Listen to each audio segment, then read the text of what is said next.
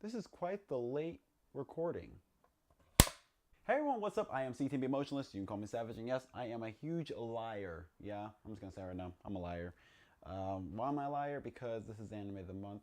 This is supposed to be the discussion video where I discuss about the anime of the month with my colleague Quincy. But once again, because the way things have been for him with involving work and such as that, it seems that we were unable to make the video in time, unfortunately. He's just been working nights more, and I don't want to sit there and have him stay up late and to help me record a video for my channel and such as that. I think it'd be kind of cruel, unless it's Nomikai, which we're doing tomorrow. Not tomorrow, excuse me. Actually, yeah, tomorrow. Yeah, it'll be uploaded on Saturday. Man, I'm not good with realizing what time frame everything is.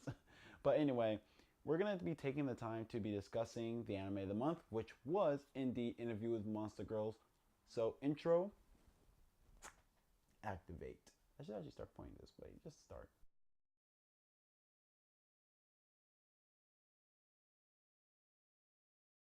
All right, now the whole discussion point of this video is to actually give the show a rating itself. This is the point, or this is the part where I'm supposed to talk about the show, what, how I enjoyed it, whether I did or did not really enjoy it, what parts were the highs, lows, such as that. It's sort of just an overview of the anime itself. It's more of just me just talking about it on, like, from shooting from my, straight from the hip, whatever, as they say.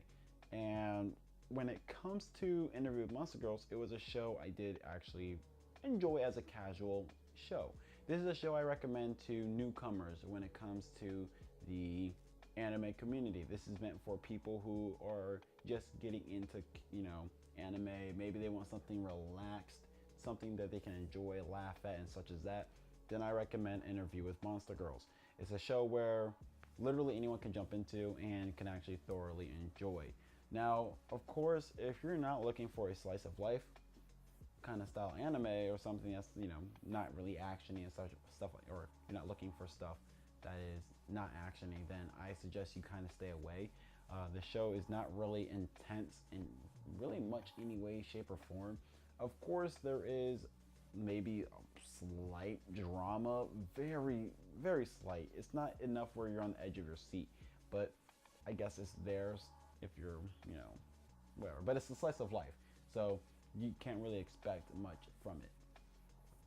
Actually, to be fair, it's probably technically not a slice of life, because slice of life just means an anime that's pretty much stagnant of characters. So there's like no growth and development, which the characters do go through growth and development. So I guess on a technical standpoint, it's not a slice of life, but it's still a genre slice of life. It's a good series if you're literally just looking for something to watch and relax. It's not a must see. I'm gonna say right now, it's not a show I would say is a must see. You need to stop whatever you're doing and go watch the show. I really would never really say that about that show. It's a show which it can be very dull if you do like conflict, because there is conflict in it, but it's like really small conflict. It's not conflict where you're gonna have to find out in the next episode or something you're gonna have to remember later and such as that. So by all means, there are conflict in the series, just not big conflict. You're not gonna, it's not gonna have you thinking, holy crap, this is crazy. It's not at all. It's So if you want context or conflict in the series, I do not recommend watching Interview with Monster Girls. I, of course, was going to bring Quincy along with the discussion for this because he actually has read the manga. The whole point of the discussion is where we're going to try to talk about the manga too, or have him put his insight on it if he recommends the manga. He did already tell me he does recommend the manga, and he actually thoroughly enjoyed it in some way, shape, or form. He actually does say he actually, of course, he said the same thing I'm basically saying. Like, it's very nice to watch in a casual sense, because, of course, there's like he said, there's no conflict, there's no higher stakes in the series. So, of course, he would, of course, he said that he does recommend it for a casual reader. If you're a complete noob in manga, like you want to learn how to, get used to, basically, I recommend reading it actually if you're trying to get used to the format of manga relatively quickly. It's a really simple, easy to follow manga. Because if you look at some manga, the way their art styles are and their pace and such, it can confuse the hell out of you. I sometimes even get confused once in a while because I'm not a huge manga reader like Quincy, but I understand, like, but I get the gist of it basically. Now, of course, that being said, the characters are actually very enjoyable as well. I did enjoy the cast. The voice acting was pretty good. The dub was also done a lot better than I expected. I didn't think the dub was going to actually be that good for what it did become. I thought it was just going to be, I actually thought it was going to be bad because majority of dub anime were bad. And because of that, it it made me realize that anime has changed a lot in the past decade. Dub anime has been actually getting a lot better in general. Now, and usually the issue with me with when it comes to anime, at least for dub, is sometimes the girls will sound either too old or they'll sound too young. Like, you know what I mean? Like, they can't find out that perfect balance of, oh, this sounds like a teenage girl finally. But I think that this anime actually did a good job on, actually having me think that, okay, this is a teenage girl. Like, whatever. If I can say anything else, I, of course, enjoyed the main protagonist as well.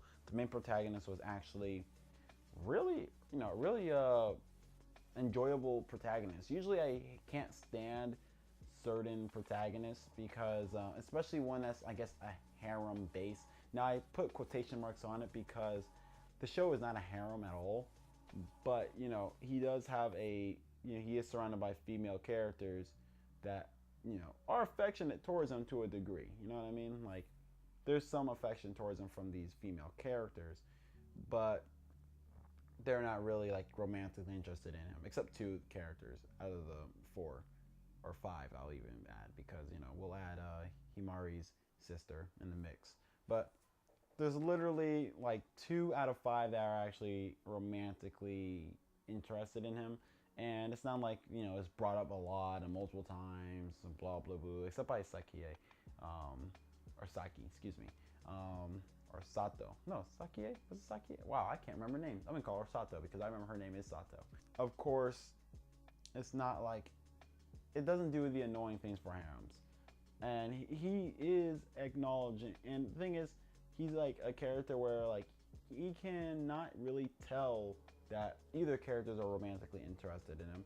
The reason why he can't tell for Sato, for example, is because she's another staff member and she's a succubus. So he might just think that, oh, I might just be attracted to her just because she's a succubus, which there is justification for that. It actually makes a lot of sense that she is literally just and she's very attractive. She's very attractive, and she also is a succubus, so naturally she's going to be seen as attractive to, he's going to be attracted to her no matter what.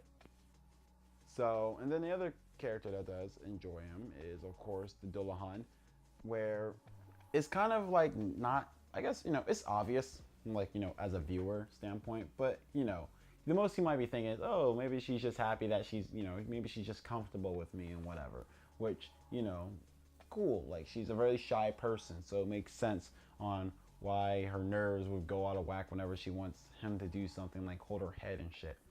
So, I think it's like one of those few things where I'm just like, okay, they're justified for why he doesn't get that they are digging him. And also, he's jacked as fuck. I'm just saying, like, bro, he can lift a truck. I'm pretty sure he could. But anyway, if I were to give this show a rating out of 10, this is something I'm doing for Anime of the Month. At the end of the month, of course, is giving a final rating on a series and what it could do to improve or whatever, based off what it was trying to achieve.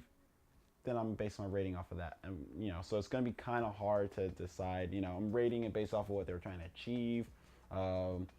The storyline, if there was any, because it depends on what they're trying to achieve, of course. So it's a bunch of different factors that varies for each series.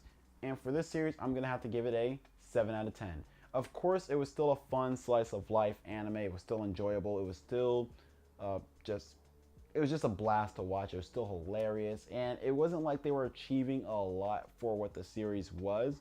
So by all means, it was able to achieve what it wanted to. It did make me smile. It did make me laugh. I did think it was interesting watching, demis just being demis and stuff, and being, except in modern society. I thought it was kind of funny. It's a cool idea of a show where, like, demi-humans, or demis basically, live in modern day society and stuff like that, and we're just like cool with them. So I just thought that was a cool, interesting premise to go off of, and they were able to achieve it well, like in a certain manner. Of course, if they even wanted to make it a really dark, heavy show, they could, which is amazing. That's why I think it's kind of interesting with that kind of premise, because typically, if we look at it like an action anime and such as that, and let's say, action drama, if they were to use that premise, it would be more like a mystery probably, or something like that also, where like there would be like some murderer that's like, claiming to be like, just that's a demi-human and they're causing harm,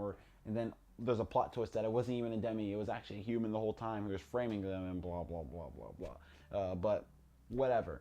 Of course, I did give it a little bit lower rating than I originally thought I was going to give it. I was thinking actually giving it an 8 out of 10, but I decided to kind of drop it a little bit due to the fact that it seems there are a few inconsistencies in characters, and it's just that I feel like some of the cast, they did meld together well, but how they were melded, I did not really enjoy completely.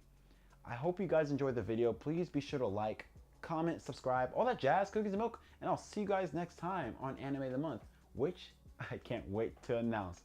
Oh man, screw it. Actually, should I just start announcing them here? Yeah, I think I'm gonna announce it here. Join me next time for The World God Only Knows, and I'll see you guys next time. Peace. I was gonna walk out, but I changed my mind because you guys get the gist. The door is right there. There's a bed right here, and I can't wait for this room to change. Life is good.